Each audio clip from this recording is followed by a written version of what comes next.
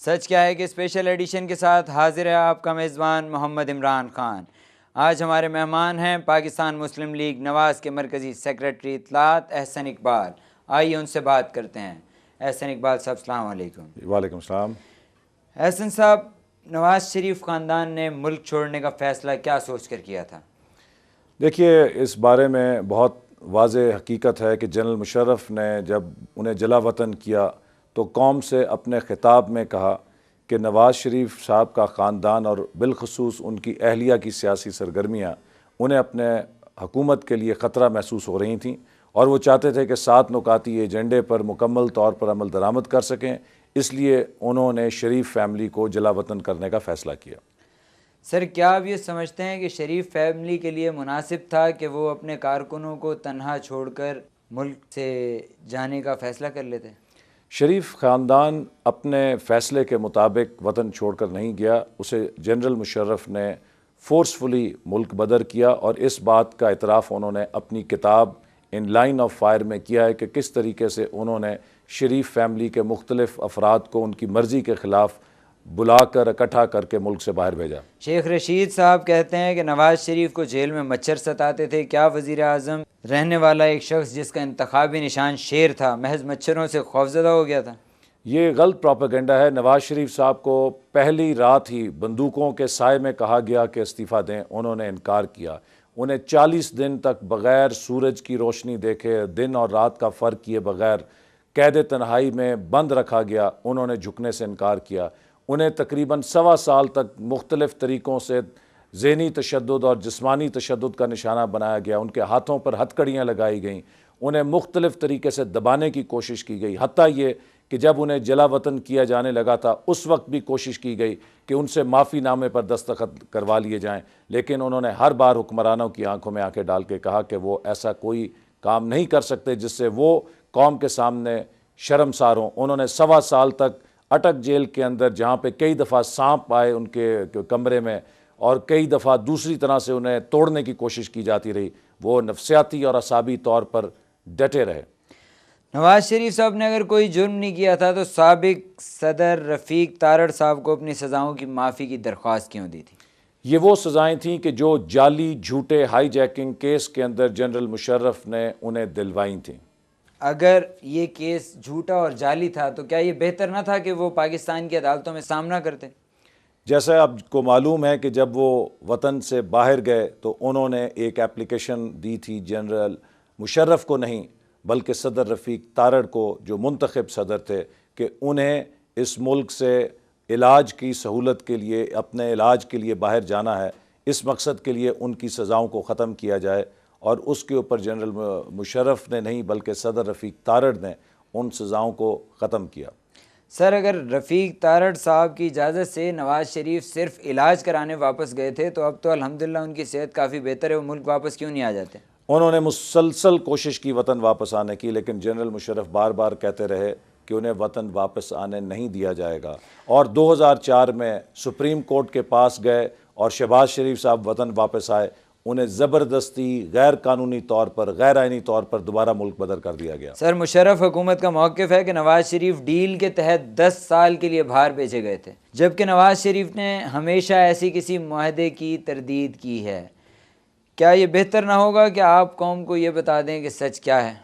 سچ یہ ہے کہ کوئی ڈیل نہیں ہے، اور اگر ڈیل ہوتی تو 8 سال یہ حکومت اسے قوم سے خفیہ نہ رکھتی، وہ قوم کے سامنے پیش کر چکی ہوتی۔ ملک قیوم نے کہا کہ نواز شریف کے دستخط انہوں نے خود معاہدے پر دیکھے ہیں اور وہ سپریم کورٹ میں سے پیش کرنے والے ہیں۔ ملک قیوم 2004 میں جناب نواز شریف اور شہباز شریف کے وکیل کی حیثیت سے سپریم کورٹ میں کہہ رہے تھے کہ ان کا وطن واپس آنا بنیادی حق ہے۔ آج وہ اس حکومت کے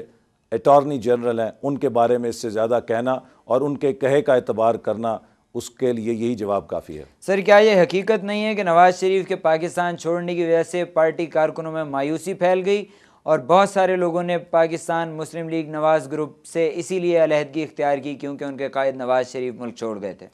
جن لوگوں نے پارٹی کو چھوڑا وہ ان کی وطن موجودگی کے دوران ہی، جب وہ اٹک جیل میں تھے، پارٹی کو چھوڑ کر جنرل مشرف کے ساتھ سازشیں کر رہے تھے۔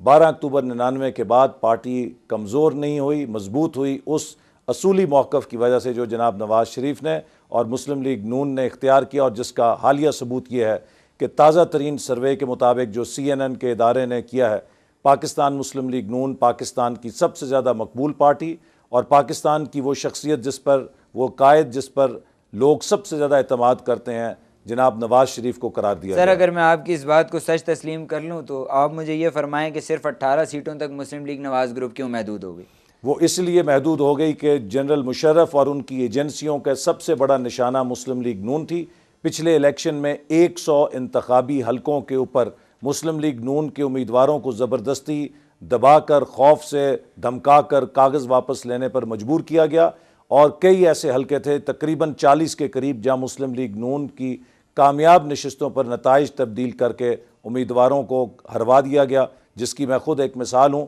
کہ ریٹرننگ آفیسر نے اپنی 3 صفحے کی رپورٹ میں دھاندلی کے بارے میں لکھا، لیکن 5 سالوں میں اس کا فیصلہ نہیں ہو سکا۔ سر نواز شریف نے BBC کو انٹرویو دیتے ہوئے کہا کہ حکومت نے بارہا مجھ سے ڈیل کی کوشش کی ہے۔ کیا آپ یہ بتانا پسند کریں گے کہ نواز شریف صاحب کے پاس مشرف حکومت کی طرف سے ڈیل کا پیغام لے کر کون لوگ گئے تھے؟ اس کے لیے مسلسل جنرل مشرف کی طرف سے مختلف حوالوں سے کوشش کی جاتی رہی، اور جب جناب نواز شریف صاحب کے والد فوت ہوئے تب بھی انہیں اس بات کی پیشکش کی گئی کہ وہ مشروط طور پر پاکستان واپس آ جائیں، اور 2002 کے انتخابات سے پہلے بھی کوشش کی گئی کہ وہ حکومت کے ساتھ کسی قسم کی مفاہمت کر لیں، اور پھر اس کے بعد بھی جب وہ لندن چلے گئے تو جیسے کہ کہا گیا ان کی طرف سے کہ کوئی، لیکن انہوں نے جب بھی کسی نے ان سے رابطہ کرنے کی کوشش کی اسے سختی سے کہا کہ وہ جنرل مشرف سے کسی قسم کی بات چیت کرنے کے حق میں نہیں، چونکہ وہ غیر آئینی حکمران ہیں، انہوں نے پاکستان کا آئین توڑا ہے، ان کے ساتھ بات چیت کرنے کا مقصد یہ ہے جمہوریت سے غداری کی جائے۔ سر اگر مشرف کے ٹیک اوور کو اور مشرف کو آپ غیر آئینی قرار دیتے ہیں تو اس کی زیر نگرانی آپ نے الیکشن میں حصہ کیسے لیا؟ ہم نے اس وقت بھی کہا تھا کہ ہم انڈر پروٹیسٹ حصہ لے رہے ہیں، اس لیے کہ ہمیں یہ خطرہ تھا کہ جنرل مشرف اگر یک طرفہ الیکشن کرانے میں کامیاب ہو گئے تو وہ 2/3 اکثریت حاصل کر کے پاکستان کے آئین کا حلیہ تبدیل کر دیں گے، اور ہماری اس کامیاب حکمت عملی کا نتیجہ یہ ہے کہ بڑی حد تک آج پاکستان کا آئین اس تمام آئینی دہشت گردی سے محفوظ رہا ہے جو جنرل مشرف اس آئین کا حلیہ بگاڑ کر کرنا سر چاہتے تھے۔ LFO آ گیا، ابھی بھی کیا پاکستان کا آئین 12 اکتوبر کی ڈیٹ والی پوزیشن پر محفوظ ہے؟ اگر ہم اسمبلی میں نہ ہوتے تو یہ LFO اور 17ویں ترمیم تو بہت چھوٹی چیزیں نظر آتی، اس سے بہت کچھ زیادہ ہو چکا ہوتا، لیکن یہ اپوزیشن کی مضبوط موجودگی تھی اسمبلی کے اندر کہ جنرل مشرف کو منمانی کرنے کا موقع نہیں ملا، اور آج جنہوں نے LFO اور 17ویں ترمیم پر ووٹ دیے وہ بھی ہمارے ساتھ یہ مطالبہ کر رہے ہیں کہ 12 اکتوبر 99 کا آئین بحال کیا جائے، اور 17ویں ترمیم ایک غلطی ثابت ہوئی۔ جنرل جیلانی اور جنرل ضیاء الحق کے کندھوں پر سیاست میں آنے والا محمد نواز شریف آج جرنیلوں سے مفاہمت پر آمادہ نہیں۔ سر ان کی سوچ میں تبدیلی کیسے آئی؟ جیسا کہ ذوالفقار علی بھٹو نے اپنی سیاست کا آغاز سکندر مرزا اور جنرل ایوب خان کی کابینہ سے کیا، لیکن وہ بھی ایک وقت میں اس بیساکھی کو چھوڑ کر عوام کی طرف آئے، نواز شریف بھی ان حکومتی بیساکھیوں کو چھوڑ کر عوام کی طرف آئے،